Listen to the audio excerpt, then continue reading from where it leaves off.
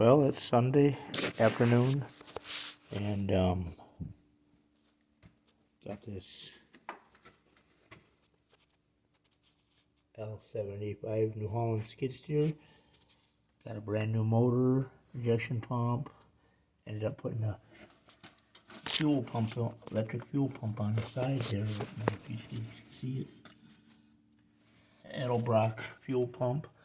Had Don Paddock and Bruce overhaul this 3-cylinder Ford. He's about the best engine rebuilder you can get for automotive and headwork, tractor headwork and all. But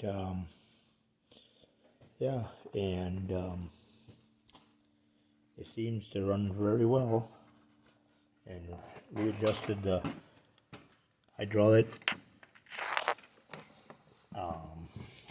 levers so I can start it up here, and that's what the cab looks like.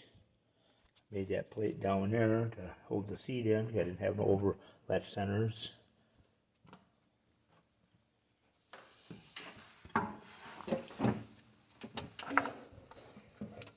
But I'll start it up for you guys, and you can. Brakes on. Keys on.